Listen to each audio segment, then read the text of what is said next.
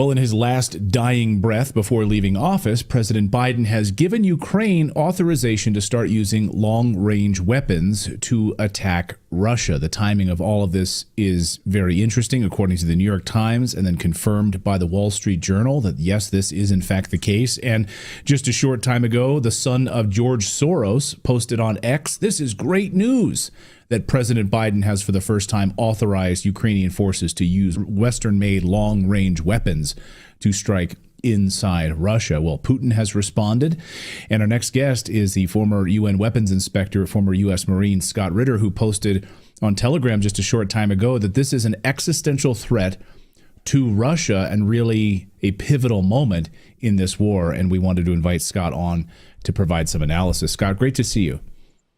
Thanks for having me. So how do you believe, there's been a lot of big moments in this war. Do you think this perhaps is the most pivotal moment right now? And why do you think it's an existential threat for the future of Russia? Well, first, let's start with two things. One, this isn't the first time that this issue has come up to the White House level. If you recall, back in September 13th, Joe Biden held a meeting at the White House. Keir Starmer, the British Prime Minister, came to this meeting with a British diplomatic pouch inside which were documents that Starmer wanted Biden to sign, authorizing Great Britain to release the Storm Shadow cruise missiles so that Ukraine could strike targets deep inside Russia, and also have the United States do the same thing with the ATACMS missile. The day before, September 12th, Vladimir Putin made an appearance on television and said, if this happens, it will be a declaration of war against Russia and will be treated accordingly. That the United States and Great Britain will have become parties to the conflict. NATO will have become a party to the conflict. On September 13th, because apparently Biden didn't get the message, the Russian ambassador to the United Nations made the same thing, that a declaration of war will have been made if this happens.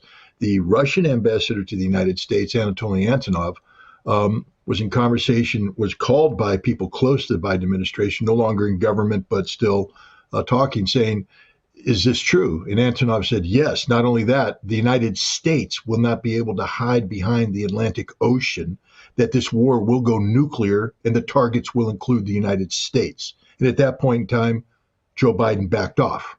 We were one signature away from global annihilation.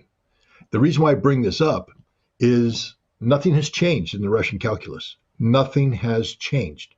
Russia has said that these missiles cannot be used without being directly handled by the United States, that the targeting is done by the United States. Every aspect of the launch procedures is done by the United States, so that these missiles are used against Russian soil. It will be an American attack against Russia, and that's an act of war. Russia will treat it as such and respond accordingly. They said the same thing about the French Scalp missiles and the British Dark Shadow, I think it is, missiles. So the whole world knows where Russia stands on this. Now, many in Europe have said that Russia is bluffing, and many have been calling for the United States to call Russia's bluff. They don't believe that Russia will carry these actions out. Now, before we go on to the thing, I can say this, that Russian sources in Moscow, close to the leadership, have not yet convinced themselves that this is not a psychological warfare information operation being carried out by actors. I remind you that the Washington Post reported with some authority about a phone call between Donald Trump and Vladimir Putin that never took place. And yet they made that report based upon sources inside the Trump team. Here we have unnamed sources from the New York Times, making this claim. The Wall Street Journal is what? Confirming the unnamed sources? Who knows? But what we don't have is an official statement by the United States government. And so the Russians right now appear to be taking a wait and see attitude. But as it was emphasized, The decisions have already been made. The idea that Russia is going to go into some sort of conclave where Putin is going to be asking people what to do, how do we respond, is absurd because, as Vladimir Putin and his inner circle have said, the decision has already been made. If you attack us, we will treat this as an attack against Russia by the United States, and we will act accordingly, meaning we will strike targets not just in Ukraine, but in the nations that have attacked us. This is as clear a signal as can be. The Russians haven't deviated from their position one iota. And so the other thing I was told too is that Russia, and this is playing off of a statement made by a senior Russian politician in the Russian Senate.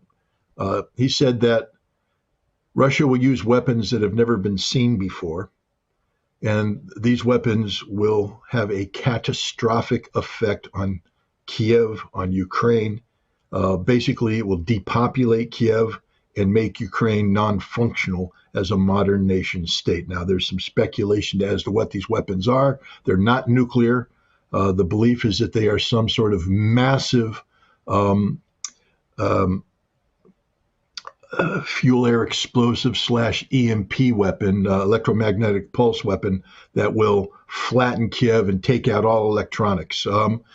And this is being made by a man who isn't outside of the government, but in the government, and he's saying it as a statement of fact. So that's what we have to look forward to. If Ukraine does this, there's a good chance Kiev will cease to exist. So I just want to unpack that. They believe at this point, according to your sources, that they haven't convinced themselves that this isn't some sort of a psychological game being played right now by Washington. In other words, so whatever the puppet masters are trying to do, because it's certainly not Biden. I mean, he's out to lunch. It's certainly not Kamala Harris. She's out to a wine lunch. So who exactly is running the show behind the scenes right now and trying to play this game? Do you believe there's truth to the fact that there are long-range weapons ready to be used? I mean, I know they've agreed to it. Do you think that, I guess I'm just trying to unpack that, where they sort of sit right now. Are they scrambling on red alert inside of Moscow right this moment? Well, we'll get to that in a second. Yeah. We know that they have the weapons. The United States has given them ATACMS weapons. The United States, Great Britain has given them the Storm Shadow. That's what it is, Storm Shadow. And France has given them the Scalp missile. So these weapons are in the possession of Ukraine. And indeed, Ukraine has used these weapons against Russian forces in the territories of dispute. And this is why Russia hasn't treated those attacks as an attack against Russia proper, because those territories, Kherson, Zaporizhia, Donetsk, Lugansk, and even Crimea, are considered territories in dispute by Ukraine. Kursk is not a territory in dispute. Kursk is a land which is part of the Russian Federation. And this is the other thing people need to understand. The United States and NATO helped train, equip, and direct the Ukrainian forces that invaded Kursk earlier this year. This was a NATO invasion of Ukraine. And now what appears to be the case is that the United States and NATO want Ukraine to remain in Kursk up until Donald Trump's swearing in on January 20th, so as to complicate any peace agreement, to make it more difficult for Trump to disengage. And so the caveat for these ATACMS weapons is that the United States has cleared their use in Kursk to strike Russian forces in Kursk, as if this is some sort of limiting factor that Russia won't respond. Russia has said that this will be an attack against Russia because it is an attack against Russia. Now, the source I spoke to today made it clear that there's no panic in Russia at all, that the Russians are very steely-eyed, clear-eyed.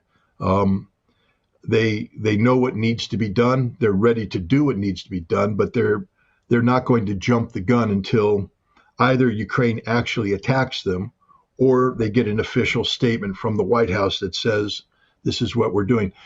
Who is leaking this is the big question. Estamos recibiendo toda esa información que le estamos contando desde hace unos minutos alrededor de cómo estaría actualizando Rusia la doctrina nuclear. La última información que estamos verificando, que estamos intentando ver más en detalle y que ya varias agencias internacionales llevan, estaría alrededor de en un entorno en el que Rusia ya consideraría, según la actualización de la doctrina nuclear, la posibilidad de utilizar armas nucleares como una medida extrema y forzosa. La posibilidad de utilizar armas nucleares como una medida extrema y forzosa. Y dice también Rusia que va a hacer todo lo posible para reducir la amenaza nuclear, una amenaza que hoy ha crecido en grado extremo. Rusia considera la posibilidad de utilizar armas nucleares como una medida extrema y forzosa. A través de distintas fuentes les podemos decir ya a esta hora, le podemos confirmar ya a esta hora lo que le venimos contando desde hace unos minutos, que es esta información. Rusia ha aprobado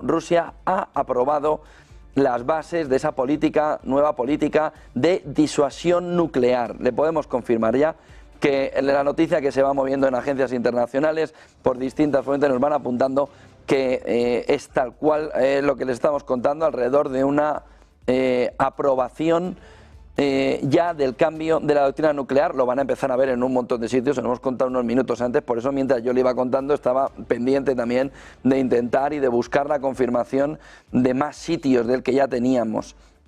De tal manera que, ojo a la fotografía, les resumo, ahora que ya vamos viendo una confirmación mayor de todo lo que estamos viendo. Rusia consideraría, en este cambio de la doctrina de disuasión nuclear, considera la posibilidad de utilizar armas nucleares como una medida que sea extrema y forzosa. Y va a hacer, dice, todo lo posible para reducir la amenaza nuclear. ¿Qué más dice el documento? La decisión de utilizar armas nucleares la tomaría el presidente de la Federación Rusa, en este caso ahora Vladimir Putin. El cambio de doctrina de disuasión nuclear, el cambio de doctrina nuclear hacia la disuasión nuclear, dice el documento que la decisión de utilizar armas nucleares la tomaría el presidente de la Federación Rusa, Putin.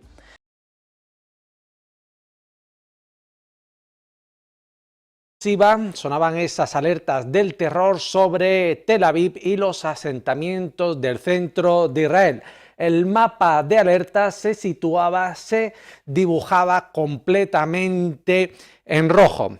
Cuando se producía esta información, más o menos aproximadamente a las 9 de la noche, cuando se producía esta información, se escuchaban explosiones, lo que hacía temer lo peor. Además, dada la alerta aérea que se extendía por toda la zona, algunos presagiaban que estábamos ante la operación Promesa Verdadera 3 de Irán. No obstante, no ha sido así. No se ha tratado de un ataque de Irán, sino que se ha tratado de un ataque de Hezbollah desde el Líbano, proveniente desde el Líbano.